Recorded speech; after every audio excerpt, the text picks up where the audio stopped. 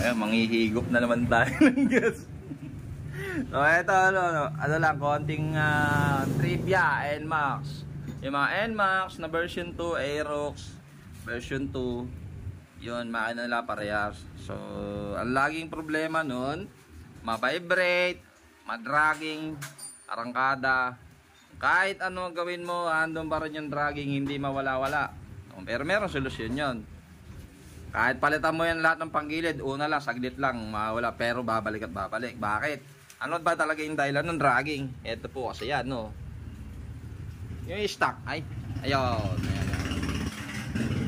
Ito, binakalas ko to ganyan eh.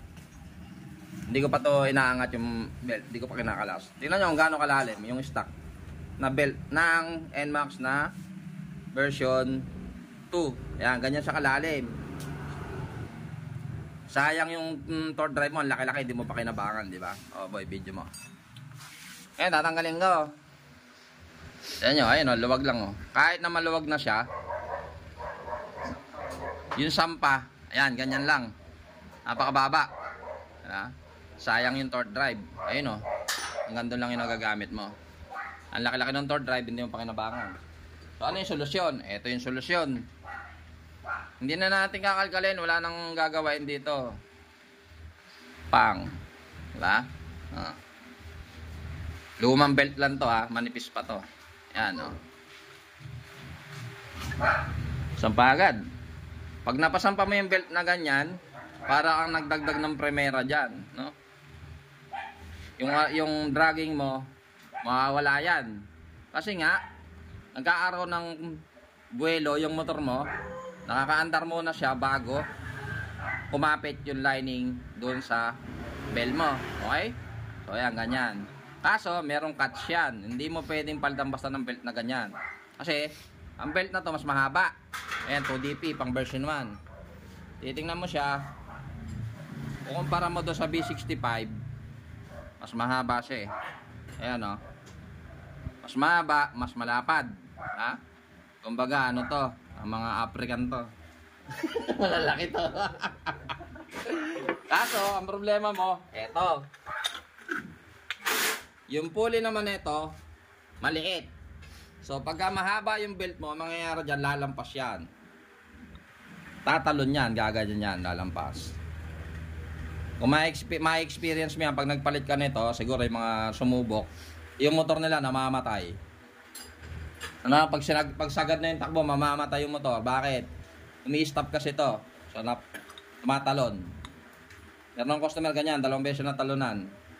Nasa biyahe siya. Kasi nagpalit ng ganito, hindi siya nagpalit ng pulley.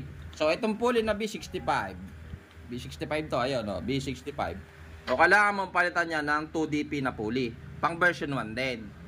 Okay, pares yan. Papalit ka ng pulley na version 1. Belt na version 1, wala ka nang kailangang gawin. Kahit di mo napakalkal. Diba? Pwede na. Pero syempre, iba para yung nakalkal, mas additional kasi yun. Diba? Pinopromote natin yun eh. Doon ako kumikita eh, diba? Piniparahan ko kayo doon. So, ayun. Diba? Ngayon ito hype na to eh, talaga eh. Basin ninyo. Ayun o. B65 na nga lang yung belt, hindi pa napapasampa. Ayan lang. Ito naman yung kagandahan ng pag nakalkal, diba? Mga gamit may full potential nung pulley mo, sasagad hanggang dulo. Ha? Pero kapag nagkakalkal ako, ayoko nung sumusobra yung belt dito. Kasi may sukat naman yan eh.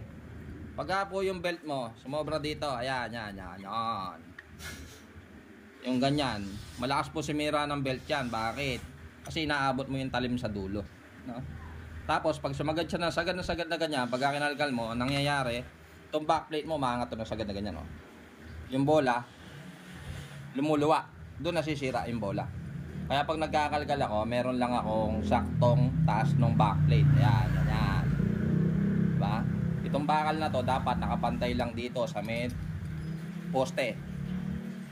Mapapansin yan. Hindi nyo masyadong kita. Okay lang yun. Hindi nyo rin naman maintindihan. Explain ko lang. Meron tayong ano. Pagkakalkal po kasi hindi yan basta-basta kinakalkal, no? Meron po mga sukat-sukat yan.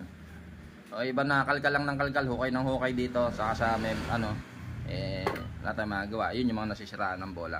Kaya, para sa dragging solution yan ng NMAX version 2. Tsaka Aerox, yung mga ganito na po yung makina. Yan, yung mga ganyan yung airbox. Yan, mga version 2. Yun yung solusyon. Senior na natin para naman hindi kayo magka-problema. Para may matutunan kayo. Yung mga taga malayo na hindi makapunta dito. Okay, okay. Goods na tayo dyan.